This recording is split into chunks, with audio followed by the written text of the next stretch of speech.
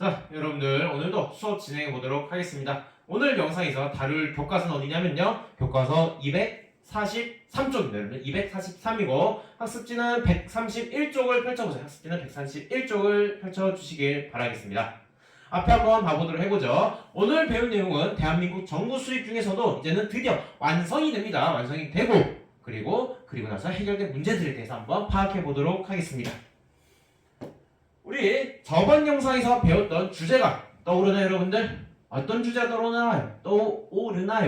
발음이 안 되네요. 우리가 저번 영상에 배웠던 것은 통일 정부 수립을 위한 노력이었습니다. 그 노력 중 일환으로서 어떤 운동이 전개되었다? 좌우 합작 운동이 전개되었고요. 그리고 이 2차 미소 공해가 폐회되면서 결렬이 되면서 이 문제를 어디로 넘겼다? 유엔으로 넘겼다. 그래서 유엔 총회, 소총회 등을 배웠었습니다. 그리고 나서 거기에 저항하는 김구가 어디로 올라가는? 북쪽으로 올라가서 협상하는 뭐다? 남북 협상이다. 그리고 또한 이러한 통일정부, 남한만의 단독정부 수립에 저항하면서 민간인들이 희생당한 사건인 제주 4.3 사건 등을 배웠었습니다. 이거와 관련해서 한번 문제를 풀어보도록 할게요. 첫 번째, 여운형과 김규식 등은 좌우합작위원회를 조직하였다. 자, 이 문제는요, 너 좌우합작위원회 아니? 그래, 아닌 좌우합작위원회 알고 있어? 묻고 있는 거예요. 좌우합작위원회는 여운형과 김규식 등이 함께 했었냐? 맞습니다, 여러분들. 맞아요.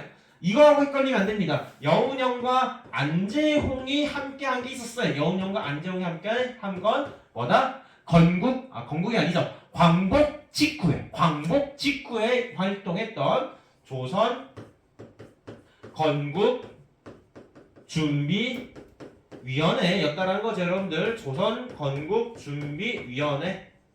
여러분들 시험에서 서술형의 답을 쓸 때 절대로 줄임말로 쓰지 마세요, 여러분들. 조선 건준이 이렇게 쓰지 마세요. 이유가 있습니다. 공부할 때는 정확하게 해요. 정확하게 알아가고 학습을 한 후에 줄임말을 쓰는 거예요, 여러분들. 그래서 서술에 답 쓸 때는 절대 줄임말 건준이라 쓰지 말고 조선 건국 준비위원회라고 정확하게 쓰길 바라겠습니다. 2번 유엔 총회에서 결정 사항은 유엔 한국 임시위원단이 접근할 수 있는 지역이 뭔가 빠졌어. 접근할 수 있는 지역에서의 총선거를 실시하는 것이다. 자, 이 문제는 뭐냐? 바로 유엔 총회의 결정사항을 넌 아니랑 결정사항 알고 있니? 라는 거예요. 유엔 총회는 언제 열렸나? 이때 그것도 생각해 봅시다. 언제 열렸냐? 뭐가 결렬되고 나서였나요? 2차 미소 공동이에요. 2차 미소 공동위원회가 결렬되고 나서 대한민국의 정부 수립 문제를 어디로 넘겼다? 유엔으로 넘겼다는 거죠. 그래서 유엔에서 회의를 열었어요. 그걸 뭐라 한다? 유엔 총회라고 합니다. 유엔 총회에서 결정사항은 무엇이다? 남한만이 선거가 가능한 지역만 벌써도 결정이 아니라 우리는 지금까지 무슨 정부 수립하려 해왔던 거예요? 통일 정부를 수립해오려 했던 거죠. 그러면 총선을 어디서 해야 돼요? 남북한이 같이 해야 돼요. 남북 총선을 실시한다를 어디서 결정했다? 총회에서 결정했다는 거죠. 그러면 답은 뭐가 돼요? X가 되죠. 접근할 수 있는 지역에서 총선을 실시하는 결정은 총회가 아니라 이건 어디다? 소총회다. 소총회. 자, 그렇다면 소총회는요, 왜 접근할 수 있는 지역에서만 선거를 실시한다는 말을 했는가? 왜? 바로 총회에 결정했던 사항이었던 남북 총선거 실시 결정에 따라서 누구를 파견했다? 유엔 한국 임시위원단을 파견했다라는 거죠. 그러나 어디서 막혔다? 북한이 막았다는 거야. 북한이 막았기 때문에 유엔 총회 결정에 따라서 실시하려 했던 남북한 총선거가 어디서 막혔다? 북한에서 막혔다라는 거예요. 그래서 유엔 소총회 열렸다는 소총회, 자그마한 총회 열려서 거기서 결정이 뭐다? 북한이 막았으면 그럼 어디라도 해라? 접근 가능할 수 있는 지역이라도 해라. 거기가 어디다? 남한이다라는 거. 남한. 그래서 정답은 X가 되는 겁니다. 자, 3번 1차 미소공동위원회 소집 사건과 좌우합작 실험직 발표 사건 사이에 남북 협상 추진 사건이 위치한다. 자, 이거는 여러분 이렇게 생각해 봅시다. 1차 미소공동위원회가 소집됐어요. 이거 어떻게 됐죠? 휴회됐죠. 1차 미소공동위원회 휴회됐어요. 왜 휴회됐을까요, 여러분들? 어디서 쟁점 사항이 발생해서? 참여할 정치단체의 범위 문제였죠. 이것들 휴회를 했습니다. 휴회를 하게 되면서 남북 통일정부의 수립은 안개 속으로 들어갔다 했어요. 거기에 어떤 한 사람이 남한만의 단독 정부 수립을 주장했습니다. 누가? 이승만이 어디서? 전라북도 정읍에서였죠. 자, 그런 배경 속에서 전개된 게 뭐다? 좌우합작 운동이었다는 거야. 좌우합작 운동에서 7원지 발표했는데 결국 좌우합작 운동 어떻게 됐다? 실패로 돌아갔다는 거고, 한편으로는 제2차 미소공동위원회 또 열렸어요. 여러분들. 그러나 그것도 어떻게 됐다? 결렬이 되었다는 거죠. 왜 결렬이 되었다? 똑같은 문제였다는 거죠. 참여할 정치단체의 범위 문제로 결렬이 되었다는 거죠, 여러분들. 결렬되면서 그 문제를 어디로 넘겼어요? 유엔으로 넘겼죠. 유엔 총회 결정 뭐다? 유엔 총회 결정 뭐다? 바로 남북 총선거를 실시한다는 거예요. 그러다가 북한이 입국을 거절하게 되면서 무엇이 열렸다? 총총회가 열렸다는 거고, 거기서 결정사항은 뭐다? 접근할 수 있는 지역에 총선거를 한 거죠. 그러면 이건 무슨 말이에요? 결국에는 어디에 정부를 수립한다? 남한의 단독 정부를 수립한다 결정이 나는 거예요. 이거에 대해서 반대하면서 전개된 게 뭐다? 그게 뭐다? 남북 협상이라는 거야. 정리하면요, 남북 협상은 유엔 소총회 결정에 따라서 열린 거다라는 거야. 인과관계 생각하면 돼. 인과관계. 남북 협상이 왜 열렸지? 그 원인은 뭐지? 유엔 소총회 결정이다라는 거야. 그래서 1차 미소공동위원회 소집 사건과 좌우합작운동 사건 사이에 위치하는 게 아니라 정확히 7월직 이후에 일어날 사건인 거죠. 그래서 정답은 X가 됩니다, 여러분들. 이런 식으로 인과관계를 이해하면서 풀어도 되고요. 아니면 연도로 외워도 됩니다. 연도로 여러분들. 1차 미소공동위원회는 1946년 초반이고요. 그 다음에 좌우합작 7월직 1946년 중반쯤 됩니다, 여러분들. 그래서 이거는 1948년입니다. 46년, 48년이기 때문에 정답은 X로 갈 수도 있다는 거예요.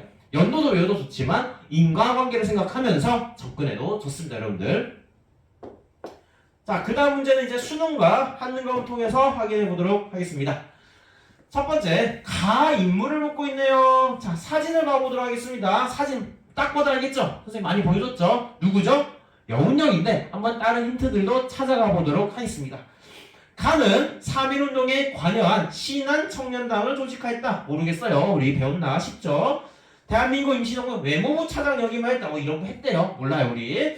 광복을 전하여 조선건국동맹 및 조선건국준비위원회를 결성하였다. 여기 나왔죠, 여러분들. 사진 첫 번째 힌트와 그 다음에 두 번째 힌트를 통해서 이자가 누구다?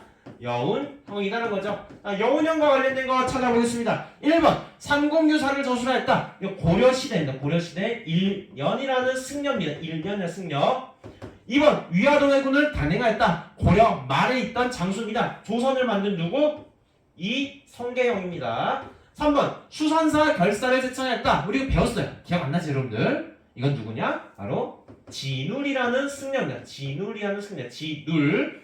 4번 좌우합작위원회를 주도했다. 나오죠, 여러분들? 좌우합작 주도했다. 누가 함께했다? 좌우합작운동은 여운형과 누구? 김씨?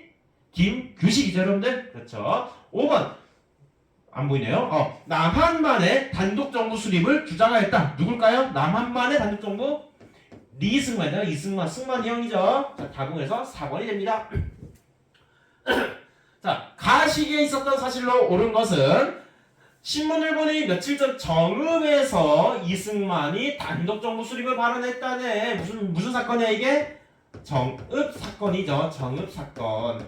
정읍 사건은 1946년에 있었습니다. 우리 소련의 주장은 작년 제1차 미소공동위원회 때와 같습니다. 작년 1차 미소공동위원회.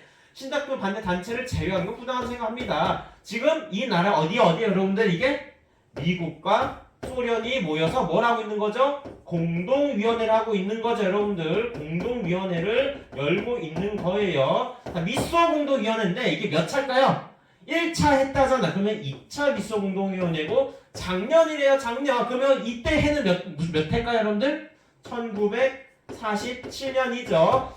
정읍사건과 2차 미소공동위원회 사이를 묻고 있네요. 자, 1번 여수 순천 11구 사건이 발생했다. 이거는 여러분들 제주 4.3 사건과 관련 지으면 됩니다. 몇 년도? 1948년입니다. 2번 유엔 한국임시위원단이 서울에 도착하였다. 이거는 여러분들 1948년으로 생각하면 됩니다. 유엔 소총회 결정에 따라 서울로 왔다는 거예요. 3번 송진우, 김성수 등이 한국민주당을 창당하였다. 이거는 1945년 9월쯤 됩니다. 4번 여운형 등의 주도로 좌우합작위원회가 발족하였다. 자, 답은 4번이 되는 거죠. 5번 조선건국준비위원회에서 조선인민공화국 선포했다. 이것도 1945년 9월입니다. 자, 그러나 여러분들 일단 두 가지 정도 알려줄게요. 연도로 풀어도 되는데요. 여러분들 이건 푸는 방식은 뭐냐? 인과관계예요. 인과관계. 그래서 인과관계 말하는 이유가 뭐냐? 이 단독정부 수립을 발언한 이 원인으로 해서 나타난 운동이 뭐였어요, 여러분들? 이 원인으로 해서 좌우합작 운동이었던 거예요, 여러분들. 선생님 전 영상 한번 확인해 보세요. 좌우합작 운동이 일어났던 배경이 뭐다, 여러분들? 배경이 뭐다? Y. 왜 좌우합작 운동이 전개되었다? 두 개가 있었어요. 첫 번째는 뭐가 휴회가 돼서 1차 미소 공동위원회가 휴회가 되었다라 했죠. 두 번째가 뭐다? 바로 정읍발언이 있었다는 거죠. 이 두 가지 배경 속에서 이걸 원인으로 해서 결과적으로 어떤 운동이 전개되었다? 좌우 합작 운동이 전개되었다는 거죠. 이걸 원인으로 해서 사건이 나타났다는 거. 이렇게 풀어도 되는 거예요, 여러분들. 꼭 연도로 풀어 접근해도 되지만 연도뿐만 아니라 인과관계로 생각해도 됩니다. 참고로 그리고 두 번째로 3번과 5번은요. 이거는 뭐 1945년 9월이라고 했는데 9월이 중요한 게 아니라 이거는 언제냐면 광복 직후라는 사건. 이것만 알면 돼요. 광복 직후에 한국민주당을 창당하고 그 다음에 조선인민공화국을 수립했다 정도만 파악하면 되겠습니다, 여러분들. 자, 이렇게 해서 우리 저번 주제와 관련했던 거 한번 배워봤는데요. 어떻게 정리가 됐나요, 여러분들? 그러면 오늘 배울 내용과 관련해서 한번 학습 목표를 확인해 보도록 하겠습니다. 오늘은요, 총 몇 개인가요? 2개죠? 첫 번째 학습 목표 같이 읽어보도록 하겠습니다. 대한민국 정부 수립 과정을 설명할 수 있다. 안 들려요? 좋아요, 여러분들. 두 번째, 친일파 청산과 농지개혁의 추진을 이해할 수 있다. 좋습니다. 자, 첫 번째, 대한민국 정부 수립 과정을 설명할 건데요. 이 과정 속에서 뭐가 나오면 크게 두 가지 개념이 나옵니다. 하나는 50 총선거와 그다음에 재헌 국회랑이 나옵니다. 이 두 가지 바탕으로 파악해보고요. 두 번째, 친일파 청산과 농지개혁. 정부가 수립됐으면요, 해결해야 될 문제가 두 가지가 있었습니다. 뭐냐? 바로 토지 문제와 친일파 문제다라는 거예요. 이거를 어떤 방식으로 해결해 갔는지 한번 이해해보고 파악해보도록 하겠습니다. 자, 먼저 사진 하나를 봐보도록 하겠습니다.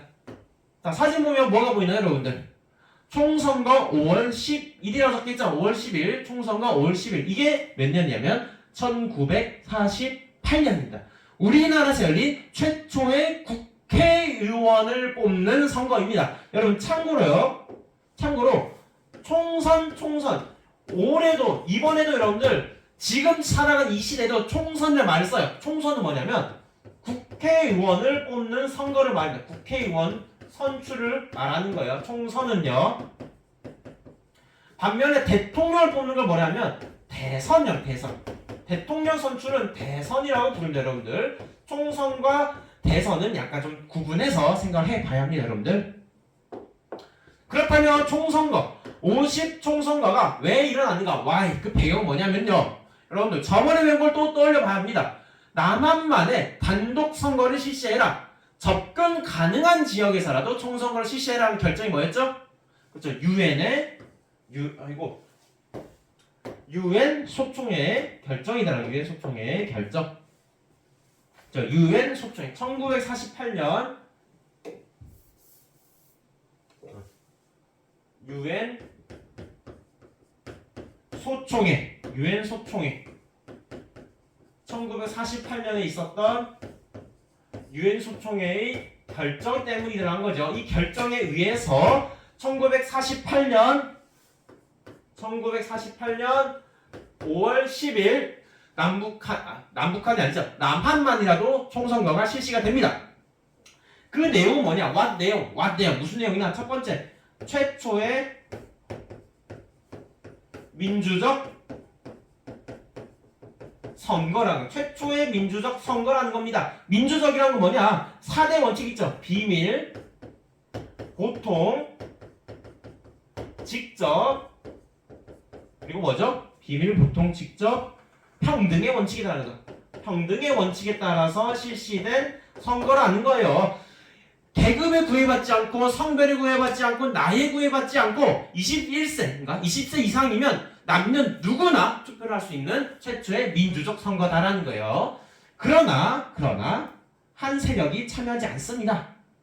이 선거에 참여하게 되면 정부 수립은 어떻게 되는 건가요, 여러분들? 통일 정부 수립되는 건가요? 아니면 남한만의 단독 정부 수립되는 건가요?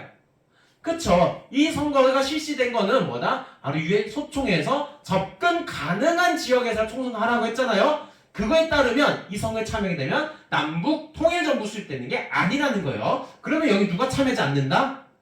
북한이 올라왔던 누구? 김구죠. 김구. 남북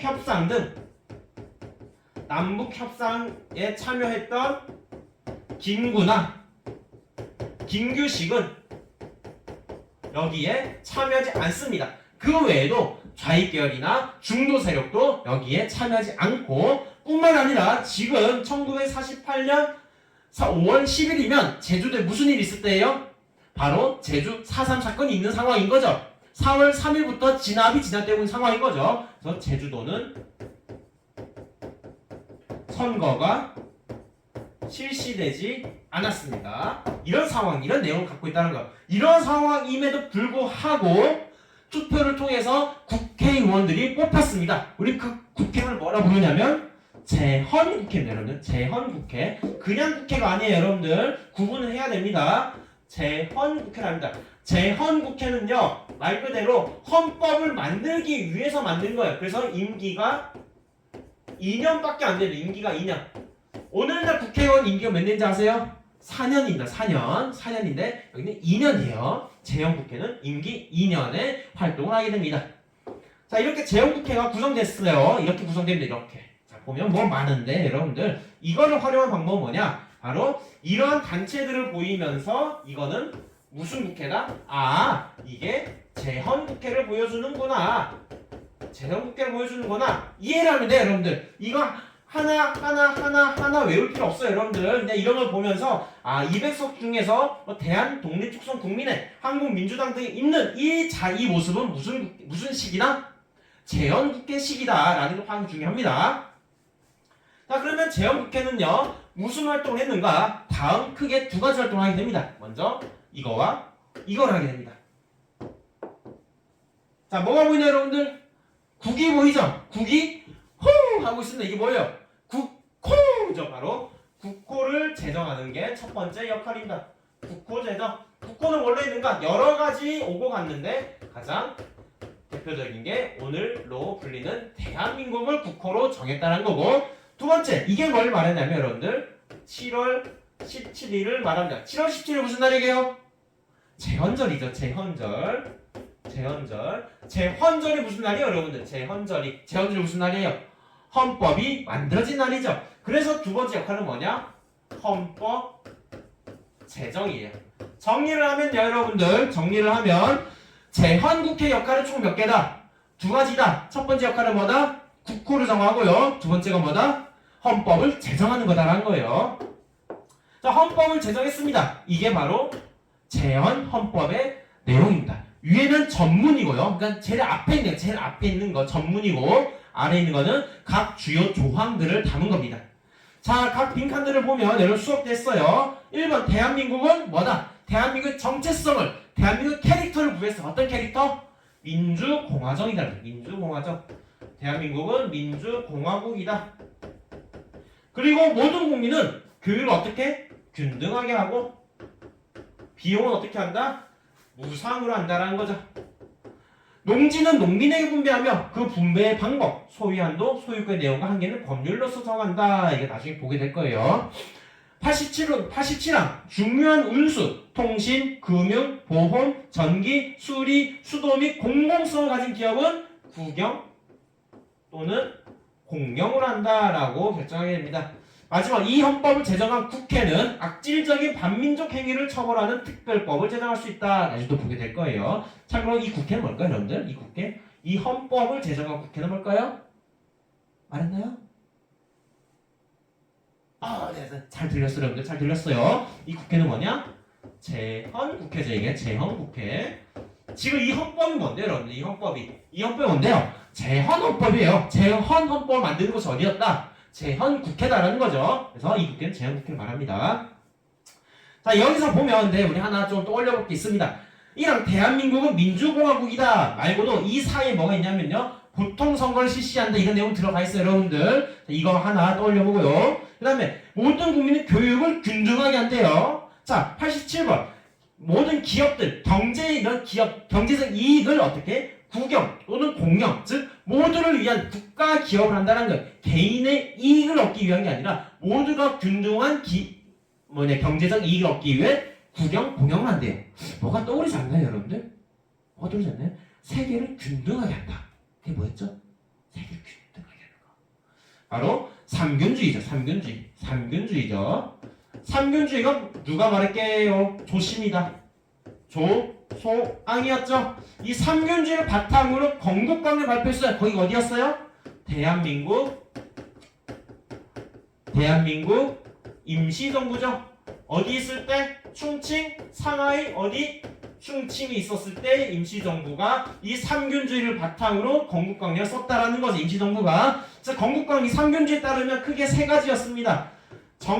정치를 균등하게 하고, 배움을 균등하게 하고, 이권, 경제적 이익을 균등하게 한다는 거예요. 정치적 권한을 균등하게 하는 거 여기 나오죠.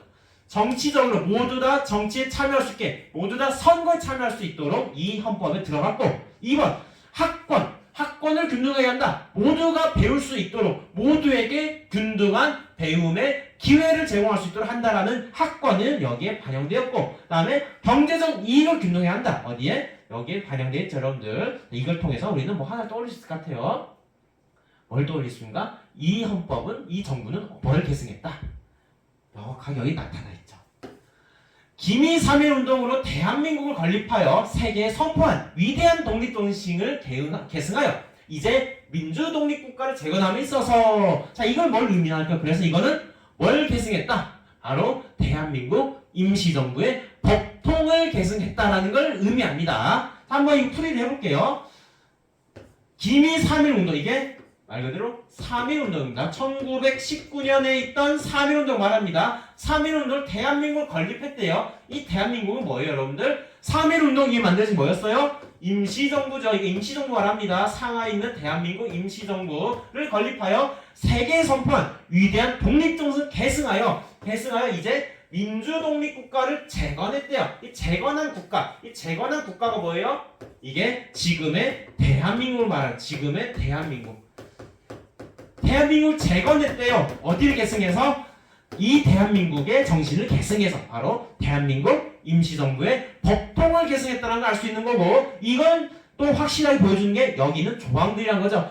대한민국 임시정부의 건국강령의 내용들이 여기 반영되었다는 거죠. 반영됨으로써 이 재헌헌법은 어떤 의미를 갖는가? 의미하는 바가 무엇인가? 계속 말합니다. 뭘 계승했다? 대한민국 임시정부의 정신을, 법통을 계승했다라는 걸 알 수가 있는 부분입니다, 여러분들. 자, 이렇게 정부를 수립했어요. 이렇게 정부 수립을 선포합니다. 이 8월 15일, 이때가 언제냐면 1948년 8월 15일입니다, 여러분들. 정부를 수립했으면 이제 또 문제가 또 있어요. 다시 한번 떠올려 보겠습니다. 우리가 광복 직후에 세 가지 대표적인 문제가 있었습니다. 기억이 나나요? 하나가 정부 수립 문제, 그리고 친일파 문제, 그리고 토지 문제가 있었죠, 여러분들. 그 중에 정부 수립 문제는요, 해결됐습니다. 1948년 8월 15일 날 단독 정부 수립하는 방식으로 해서라도 해결했어요. 자, 그러면 두 가지 문제가 남죠. 뭐와 토지와 친일파다라는 거예요. 토지와 친일파는요, 다음과 같은 두 개의 법령을 통해서 해결하고자 했습니다. 먼저 친일파 처리와 관련된 걸 확인해 보도록 할게요. 반민족 행위자, 민족에 반하는 행위를 한 자예요.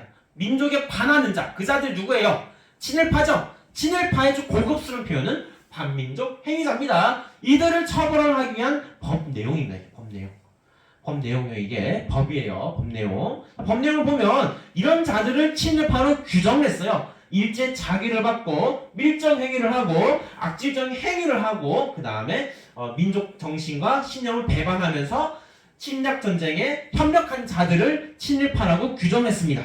자, 이런 규정한 법 명칭을 뭐라고 하냐면, 우리 그걸 뭐라고 하냐?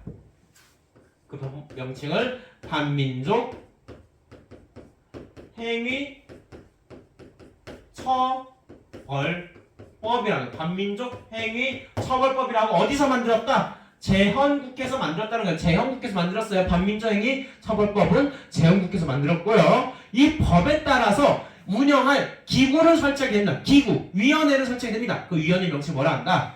반민족 행위, 반민족 행위를 특별히 조사하는 위원회야. 특별히 반민족 행위란 자를 특별히 조사하는 위원회를 둔다는 거고, 이 위원회를 설치한 근거가 뭐예요? 법의 근거?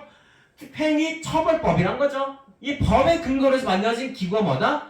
반민족 행위 처벌 특별조사위원회라는 거죠. 이 위원 활동하게 됩니다. 그래서 주요 친일 반민족 행위자들을 체포하고 조사를 했는데, 대표적으로 박흥식, 노덕술, 최린, 최남선, 이광수 등이 있어요. 이들은 주로 어디에 걸리냐면요.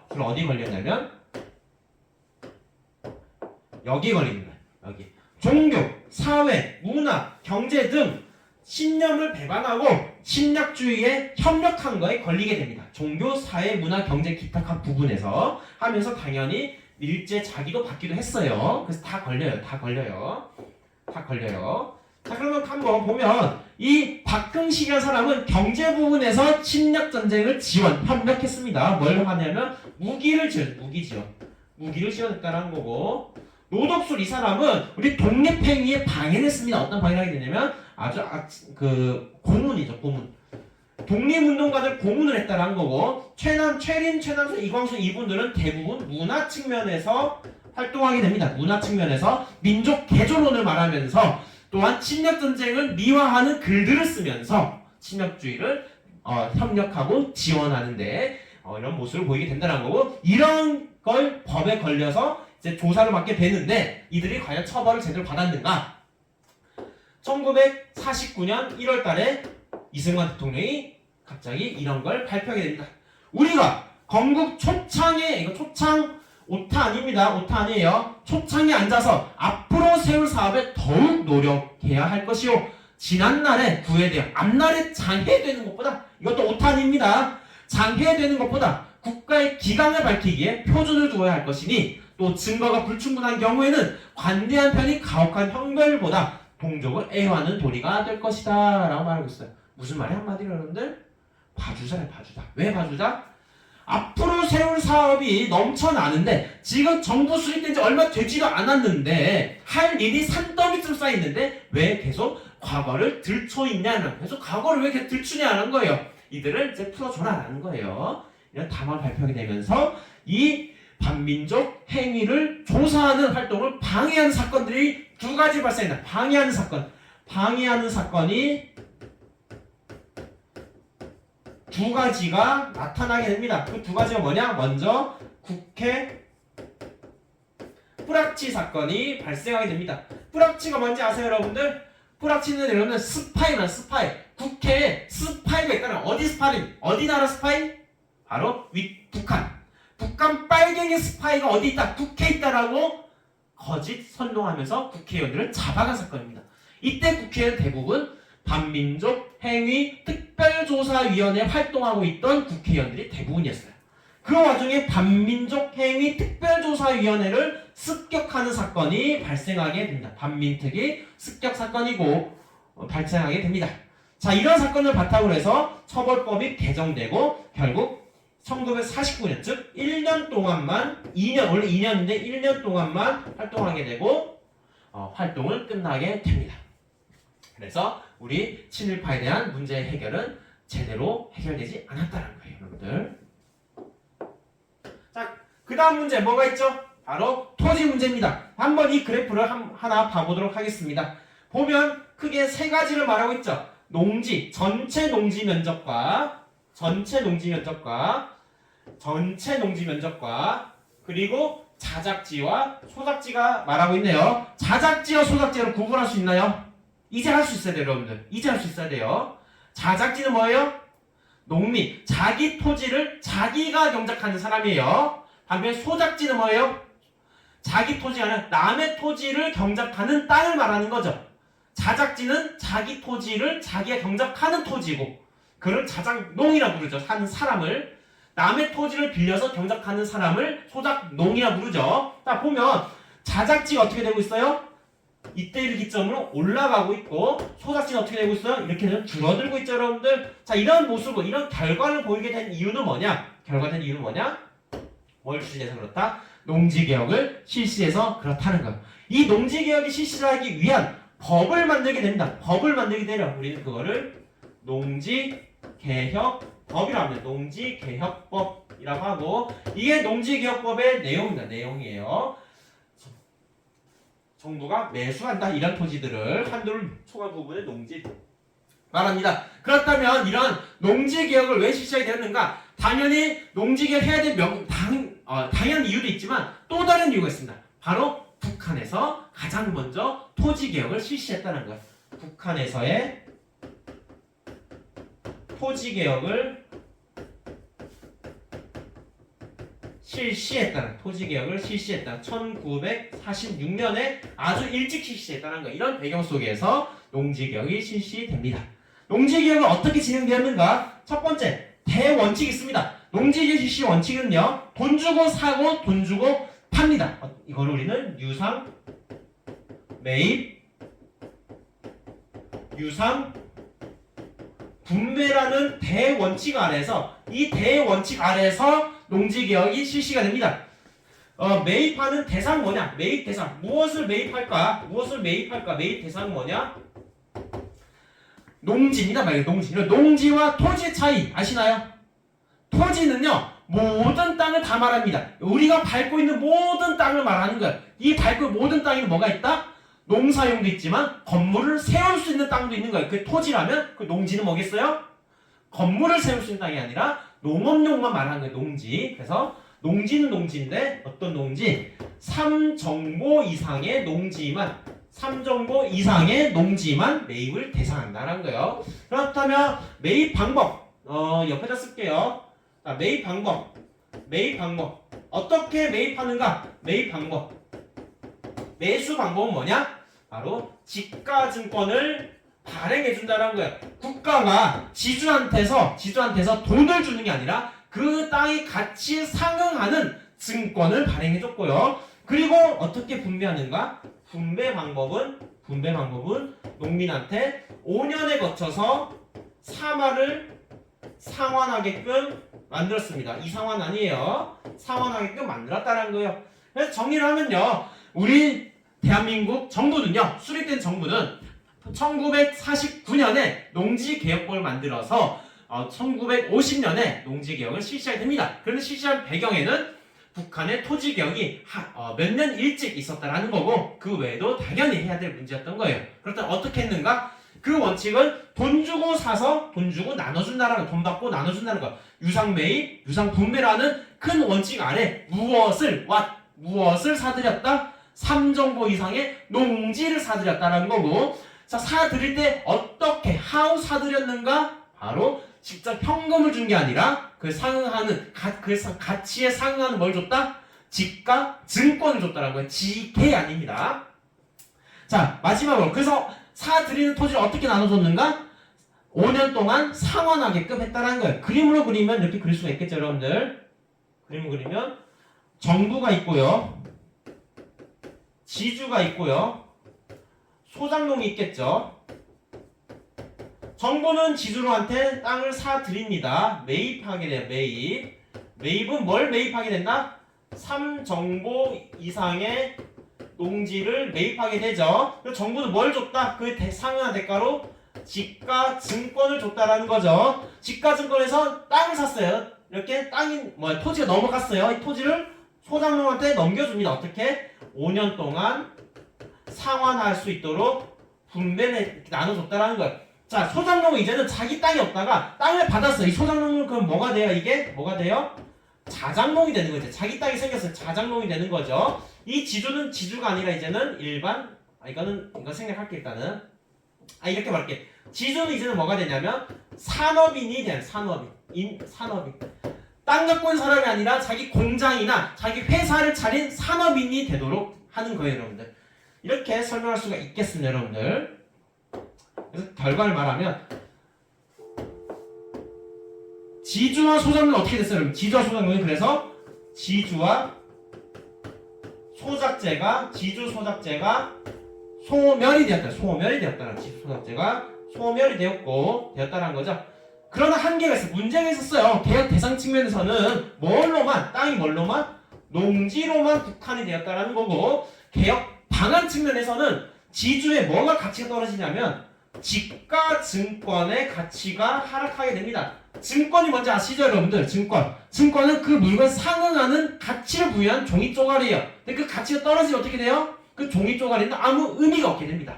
지가 증권이 한국 전쟁을 거치면서 가치가 뚝뚝뚝 떨어지게 되니까 원래 이 땅이 1억짜리 땅 가치로서 지가 증권 받았어. 1억짜리 가치 땅이었어. 그래서 지가 증권 받았는데 나중에 이 지가 증권 가치 떨어진 1억이 뭐야? 100만 원이 돼버린 거야. 100만 원 되니까 나중에 이 100만 원 돈으로 산업 자본가가 될 수 없었던 거예요. 산업 자본가, 즉 회사를 차릴 수가 없었게 된 거예요. 1억짜리 지가 증권이 100만 원 떨어지게 되니까 회사도 만들 수 없고 공장도 만들 수 없게 된 거예요. 그래서 산업 자본가로 전환이 실패하게 되고, 농민 같은 경우에는 상환 부담이 너무 커서 다시 소작농으로 전락하는 문제가 있었다는 거고, 기간 측면에서는 기간 지체되면서 일부 미리 고가에 처분하는 문제가 보이게 됩니다. 이거는 여러분 그래프에 보면 다음과 같아요. 다음같이 보면 범은 여러분들 1949년 6월달에 만들었어요. 범은 이때 만들었어요. 그러나 시작은 50년에 시작해야 됩니다. 이 기간 동안 비싸게 지주들이 팔았다는 걸 알 수가 있습니다. 자, 해서 오늘은 수업을 여기까지 진행하도록 하겠습니다, 여러분들. 자, 정리를 하면 우리는 정부 수립과 그 다음에 친일파 문제와 농지 문제를 해결하고자 했다라는 거예요. 정부 수립하기 위해서 열렸던 총선거가 몇 월 며칠이다? 5월 10일이다. 5월 10일에 열린 배경 뭐다, 여러분들? 어디에서 결정? 유엔 소총의 결정이었던 거죠. 유엔 소총 결정에 따라서 50총선이 열렸다는 거고, 50총선에 따라서 구성된 국회가 뭐다? 제헌국회라는 거고, 자, 제헌국회가 한 역할 크게 두 가지였습니다. 뭐죠? 안 들립니다. 좋아요. 바로 국호와 제헌 헌법을 만드는 거다라는 거죠. 이런 헌법에 따라서 대통령이 뽑히게 됩니다. 그자가 누군가? 이승만 대통령이고, 그래서 1948년 8월 15일에 정부 수립을 선포하게 됩니다. 제가 하나 빼먹은 것 같은데, 정부 수립 선포하고 나서 어디서 우리 합법정부라고 승인하게 되냐면 유엔 총회에서 유일한 합법정부라는 걸 승인하게 됩니다. 하고 나서 이제 두 가지 문제를 해결해야 돼요. 하나는 뭐다? 친일파 문제와 그리고 토지 문제다라는 거죠. 친일파 문제를 해결하기 위해서 제정한 법이 뭐다? 반민족을 행위한 자들을 처벌하는 법이다 했어요. 반민족 행위처벌법. 농지개혁, 토지 문제 해결하지 만든 게 뭐다? 농지개혁법이라는 거고, 원칙은 뭐다? 돈 주고 사서 돈 받고 판다. 유상매수, 유상분배였다라는 거죠. 자, 그러면 수업을 여기서 마무리하도록 하겠습니다.